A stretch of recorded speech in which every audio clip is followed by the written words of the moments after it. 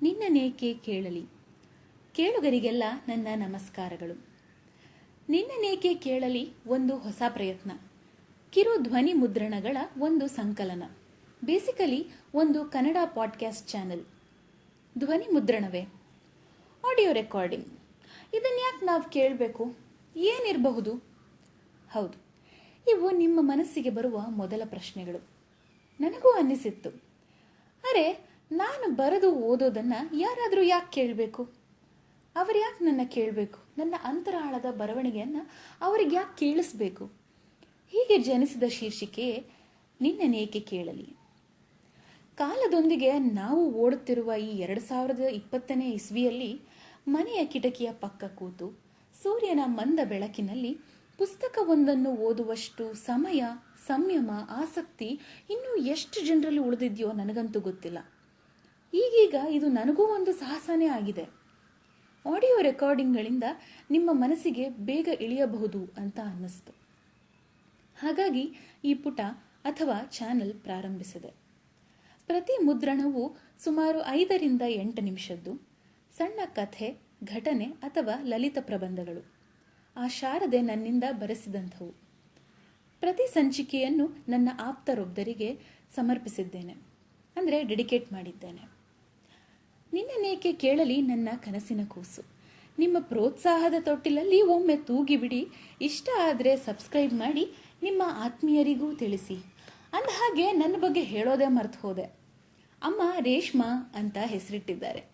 ನಿಮ್ಮಲ್ಲಿ ಬಹುಪಾಲು ಜನರ ಹಾಗೆ ನಾನು ಸಾಫ್ಟ್ವೇರ್ ಉದ್ಯೋಗಿ. ಅದೇ ಕರೆಕ್ಟು, ಸಾಫ್ಟ್ವೇರ್ ಇಂಜಿನಿಯರು. ಚಿಕ್ಕಂದಿನಿಂದಲೂ ಒಂದು ಹಿಡಿ ಹೆಚ್ಚು ಒಲವು ನನಗೆ ಸಾಹಿತ್ಯ ಅಂದರೆ. ಸರಿಸುಮಾರು 12 ವರ್ಷ ನನಗಾಗ.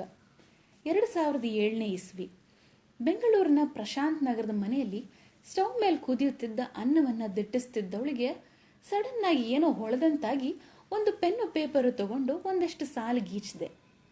1-2 ಬಾರಿ ತಿದ್ದಿದೆ ಕೂಡ. ಅದಕ್ಕೆ ಸಂಸ್ಕೃತಿ ಅಂತ ನಾಮಕರಣನೂ ಮಾಡಿದೆ. ಅಮ್ಮನಿಗೆ ತೋರಿಸಿದೆ. ಓ, ಚಿಕ್ಕ ಕವಿತೆ ಅಲ್ವಾ, ಚೆನ್ನಾಗಿದೆ ಅಂದರು.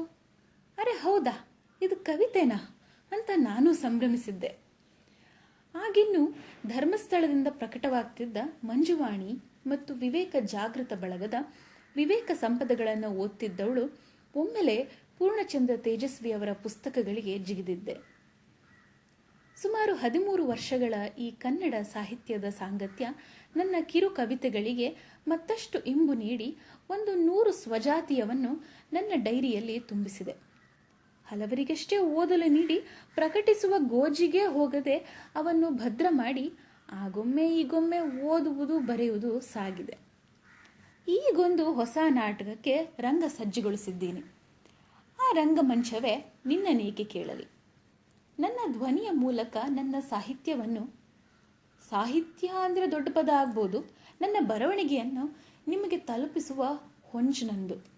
ನೀವೊಂದಷ್ಟು ರಿಲ್ಯಾಕ್ಸ್ ಆಗಿ ನನ್ನ ಸಂಚಿಕೆಗಳನ್ನು ಕೇಳಿ ಮತ್ತೊಂದಷ್ಟು ಜನರಿಗೆ ಕೇಳಿಸಿ ಅವರು, ಅರೆ, ಇಂಥದ್ದೊಂದು ಘಟನೆ ನನ್ನ ಜೀವನದಲ್ಲೂ ಆಗಿತ್ತೋ ಮಾರಾಯ, ಇದು ಪ್ರತಿನಿತ್ಯದ ಜೀವನ ಪ್ರೀತಿ, ಬದುಕಿನ ಸಣ್ಣ ಸಣ್ಣ ವಿಷಯಗಳು ಎಷ್ಟು ಚಂದ ಅಲ್ವಾ ಅಂದರೆ ನನಗಷ್ಟೇ ಸಾಕು.